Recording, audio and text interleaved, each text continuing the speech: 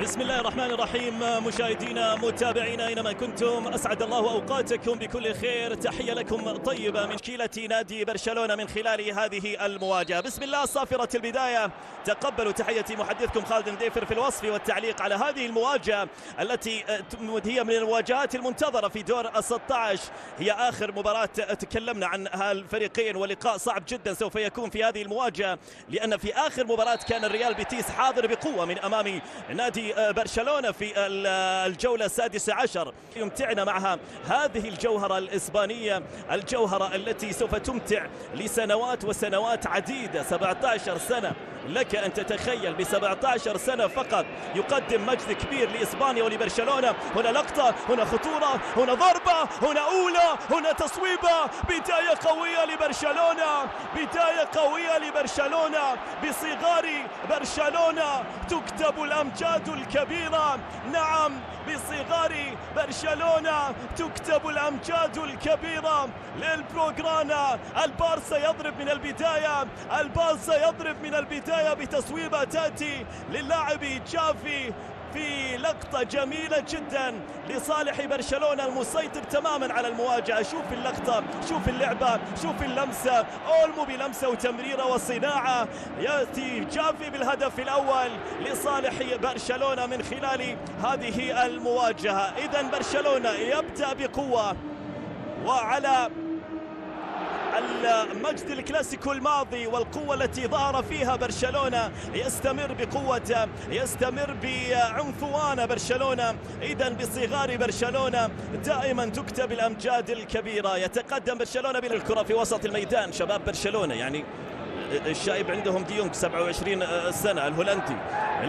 البقية في عنفوان الشباب، في ثورة الشباب، في عز عطائهم. كرة ملعوبة عرضية للأمام، أولمو تصويبة، لكن يتصدى بران باربوسا ينقذ الموقف لهدف ثاني كان قريب جدا من برشلونة. برشلونة لا يريد إلا التسجيل، لديه رقم كبير جدا بتسجيل الأهداف. نعم، لا غرابة على هذه الطريقة وهذه القوة وهذه المبادرة. ولم صعب جدا لإيتور رويبال. لمسة ملعوبة على الجهة اليسرى. التقدم لنادي برشلونة في اللقطة القادمة عند كوبارسي. يتقدم، يلعب الكرة في الجهة اليسار، العرضية أولمو للثاني، تصويبة، والثاني ما زالت الكرة.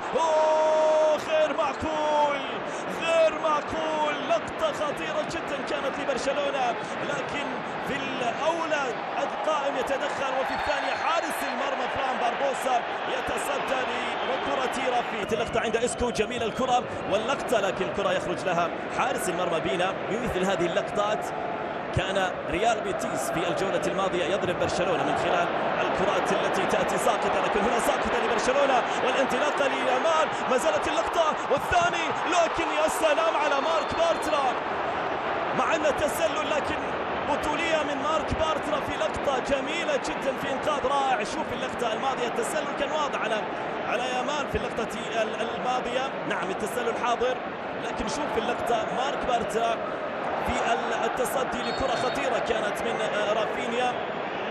لقطة جميلة من بارترا لاعب برشلونة السابق. مارك، تمريرة لصالح بيدري. يتقدم بيدري، يمرر الكرة يتركها. يا سلام، يا سلام على الثنائية، يا سلام، يا سلام، يا سلام، يا سلام. بعد سطوة السوبر، عين البرشلوني على اقتناص كل ألقاب الموسم. نعم، بعد سطوة السوبر، عين البرشلوني على اقتناص كل ألقاب الموسم. أي سطوة، أي متعة، أي كرة يقدمها نادي برشلونة في هذا الموسم. متعة كبيرة، متعة كبيرة. حتى بلغريني أعتقد أنه مستمتع بهذا الأداء لبرشلونة. شوف اللقطة، شوف اللقطة الأولى تأتي من بيدري، لمسة جميلة. يا سلام يا يامال، يا سلام يا يامال، لمسة جميلة جدا، لمسة رائعة جدا. شوف اللقطة، متعة كبيرة يقدمها برشلونة هنا في أرضية ميدانا، متعة كبيرة يقدمها برشلونة في هذا الموسم.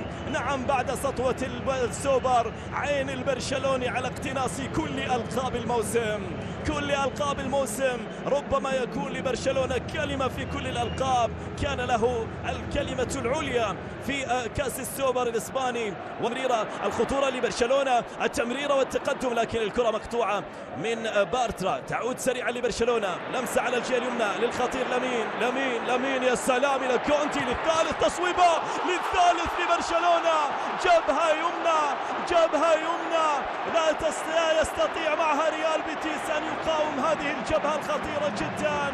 ثنائية لامين وكونتي تأتي بالهدف الثالث لتنهي الأمور معها في شوط المباراة الأول وتصعب المهمة لتجعلها مهمة مستحيلة من أمام ريال بيتيس. أي متعة في الجهة اليمنى، شوف لامين، شوف يامال بلمسة جميلة وإنهاء أكثر رائع من كونتي، قوية جدا صعبة لا يشاهدها فران باربوسا إلا في مرمى، قوية صعبة جدا وتصويبة تنهي معها آمال بيتيس في العودة للمباراة والعودة أو التفاؤل بالوصول إلى دور الثمانية. يبدو أن الأمور منتهية هنا بقوة برشلونة، بحضور برشلونة، بعنفوان البلوغرانا في هذه المباراة وشباب برشلونة. وكما قلت بصغار برشلونة تكتب الأمجاد الكبيرة. نعم، بهؤلاء الصغار تكتب أمجاد كبيرة لبرشلونة وبقيادة الخبير هانس فليك. لكن يبدو أن التسلل حاضر في اللقطة الماضية. نعم، التسلل يحضر في هدف الثالث ويلغى معها الهدف الثالث لنادي برشلونة وسط حسرة كونتي الذي كان يأمل بالثنائية في هذه المواجهة. مع يطلق حكم المباراة نهاية شوط المباراة الأول بتقدم برشلونة بهدفين مقابل لا شيء. نلتقيكم بإذن الله تعالى مشاهدينا متابعينا في بداية شوط المباراة الثاني. إلى ذلك مواجهة كما قلت انتهى الشوط الأول بهدفين مقابل لا شيء وبسطوة حقيقة لنادي برشلونة وقوة هجومية ضاربة كانت لبرشلونة. بسم الله صافرة البداية، شوط مباراة ثاني بانتظار متعة أكبر، بانتظار ربما تكون ردة فعل من ريال بيتيس بعد كرة كانت وحيدة فقط التي كانت خطيرة من المهاجم فيتور روكي، لكن تألق بينيا بالتصدي وإنقاذ الموقف في أخطر كرات نادي ريال بيتيس. نعم، برشلونة بنفس الأسماء، بينيا، كوبارسي، أراوخو، جيرارد مارتن، كونتي، ديونج، بيدري، جافي، رافينيا ودانييل أولمو ولامين يامال. الانطلاقة من الجهة اليمين، ما زالت اللقطة للاعبي برشلونة، لمسة لدى أولمو يتركها لبيدري، ما زالت اللقطة لدى بيدري إلى يامال يصوبها لكن بالشباك الجانبية، واللقطة والتسلل أيضا حاضر على الإسباني لامين. شوف اللقطة، بيدري بلمسة كانت رائعة جدا، هل كان فيها تسلل؟ لكن التصويبة كانت في الشباك الجانبية، كاد أن يأتي معها ثالث الأهداف من هذا الرائع.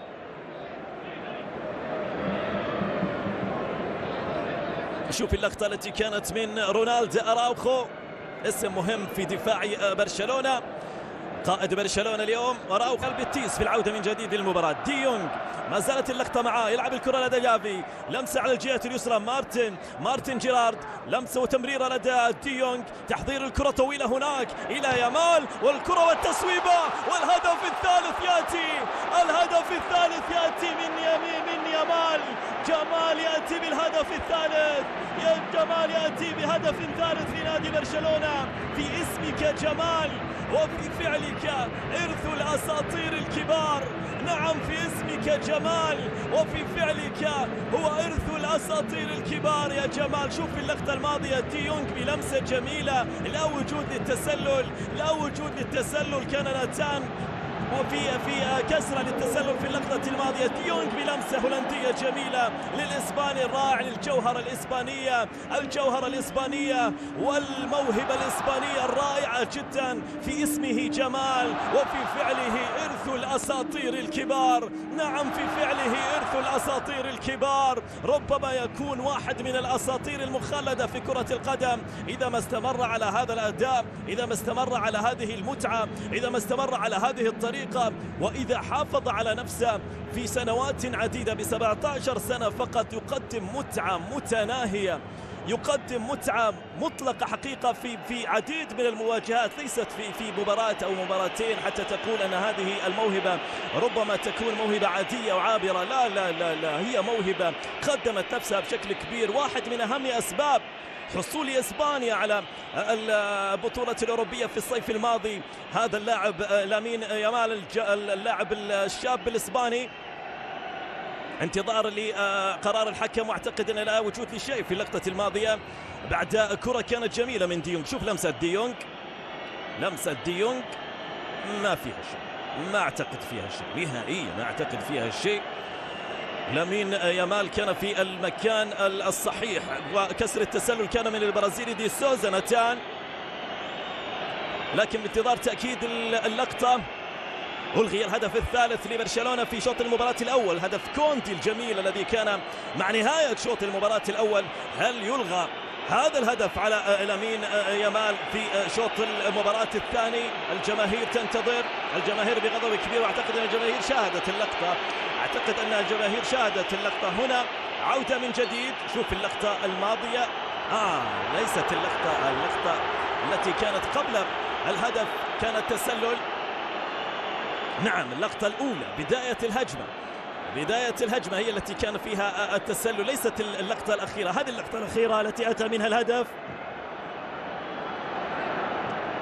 هذه اللقطة لا وجود لشيء، لكن اللقطة الأولى في بداية الهجمة كان التسلل على يامال. جديد، الأمل ما زال موجود، الأمل ما زال موجود، لكن رونالدو أراوخو تصل الكرة. يا سلام، مرور ممتاز، انطلاقة لمرتدة لبرشلونة، مرتدة خطيرة، مرتدة ربما للثالث. يا عيني على المرور، يا عيني على التقدم، يا عيني على التصويبة، والكرة رافينيا رافينيا رافينيا. نعم، رافينيا يسجل، رافينيا يسجل هذه المرة. مرتدة خيالية لبرشلونة، مرتدة مثالية لبرشلونة، مرتدة يأتي معها ثالث الأهداف. لكن عينك على يامال، الجهد كله يامال، القوة كلها يامال، المهارة كلها للامين. لعبة جميلة جدا لبرشلونة، مرتدة تدرس، مرتدة لا تمل من مشاهدتها، لا تمل من مشاهدتها. شوف اللقطة، شوف المرتدة من مين من يامال. يا سلام على المرور الأول والتقدم والسرعة والمسافة الكبيرة التي قطعها هذا الشاب. يا سلام يا سلام، مر من الأول والثاني، صوب اللقطة. الكرة الأولى ارتدت لرافينيا، وجدها من أمامه. مثل هذه الكرات لا يضيعها، مثل هذه الكرات دائما ما يسجلها، مثل هذه الكرات هو يريدها من أمامه ليسجل وليعلن، وكأنه يقول في كل مرة انتظروني فلدي المزيد لأفاجئكم به. رافينيا يفاجئ الجميع حقيقة في هذا الموسم بمستوى كبير وبتألق غير عادي مع المدرب هانس فليك. كان لرافينيا كلمة في هذا الموسم، وما زالت كلمته مستمرة حقيقة من بداية هذا الموسم.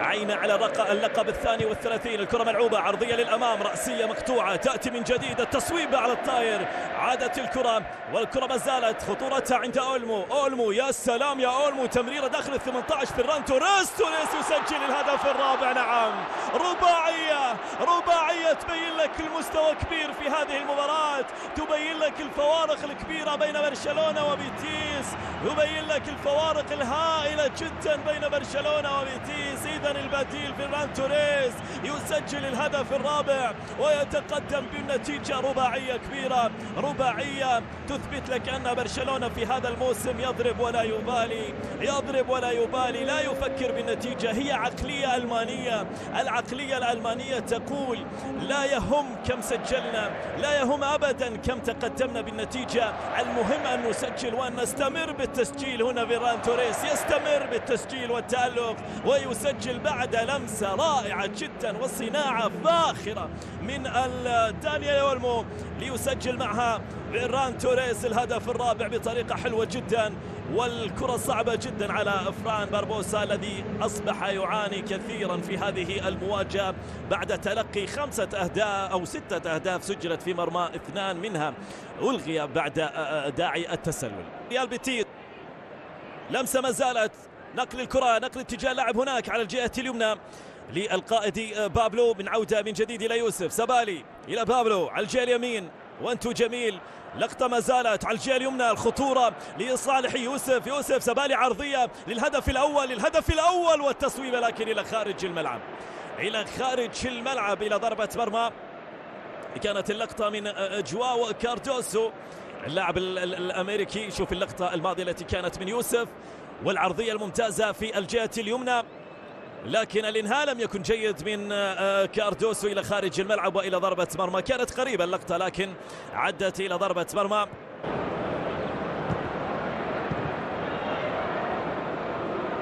لمسة لدي يونغ في وسط الملعب، يمرر كرته من جديد فيرمين، جميلة ليامال، يتقدم للخامس. نعم الهدف الخامس، لكن أيضا تسلل. ما مشت معك اليوم، مو راضية تمشي معاك اليوم يا لامين. شوف اللقطة الماضية، التسلل، لعبة كانت جميلة من فيرمين، لكن من الممكن أن يكون هدف صحيح، من الممكن أن يكون هدف صحيح. انتظار للتأكد من اللقطة، هل كان لامين يامال في موقف التسلل؟ لقطة لم تكن واضحة جدا. لابورتا الذي يأمل بعهد جديد مميز جدا، بعودة برشلونة من جديد إلى الألقاب، إلى التتويج، إلى ألقاب عديدة تكون في كل موسم. حتى الآن الأمور مبشرة بخير لكل جماهير البلوغرانا. البارسا في هذا الموسم بداية رائعة مميزة، اختيار مهم لهانس فليك الألماني. نعم هدف خامس لصالح برشلونة، خماسية وسط. نظرة لديكو النجم البرشلوني السابق الذي يشاهد الموهبة الجديدة، يسجل 5 أهداف هذا اللقاء لنادي برشلونة. إذا خماسية ونتيجة كبيرة. شوف اللقطة لم يكن فيها شيء، تمريرة فيرمين كانت رائعة جدا، البينية والإنهاء الأروع الذي كان من الموهبة الرائعة، الموهبة التي ربما تكون خالدة في سن صغير، في 17 سنة فقط، يقدم أداء مذهل هذا اللاعب الذي كما قلت في اسمه جمال وفي أفعاله إرث الأساطير الكبار. نعم لحي نادي برشلونة. ما زالت اللقطة، ما زالت الخطورة للهدف السادس، تصويبة قوية لكن التصدي يأتي من باربوسا بعد كرة وتصويبة كانت من بافيتور. واللقطة الماضية فيتور من أمام بينيا، وصافرات الاستهجان للتأثير على فيتور روكي من الجماهير الحاضرة البرشلونية، وانتظار لصافرة حكم المباراة. فيتور روكي من أمام بينيا، فيتور يصوبها ويسجل الهدف الأول. نعم أول أهداف ريال بيتيس يسجل في آخر الدقائق في هذه المواجهة، ليأتي الهدف الوحيد وهدف حفظ ماء الوجه في اللقطة الماضية. شوف فيتور صوبها، كاد أن يتصدى لها بينيا ولكن الكرة كانت قوية من فيتور. هدف أول، هدف وحيد يأتي من ركلة الجزاء بعد الجهد الذي كان للشاب جيسوس رودريغيز من وسط الملعب. الكرة والتمريرة، تناقل الكرة عند فيرمين، لكن قطع الكرة يأتي من وسط ميدان ريال بيتيس. لمسة من جديد في وسط الملعب على الجهة اليمنى، عودة للخلف، انتهت الأمور معها. يطلق حكم المباراة نهاية هذه المواجهة بانتصار برشلونة ب5 أهداف مقابل هدف في ليلة برشلونية، يعني بليلة برشلونية مكتملة الأركان بخماسية يصعد معها إلى دور الثمانية.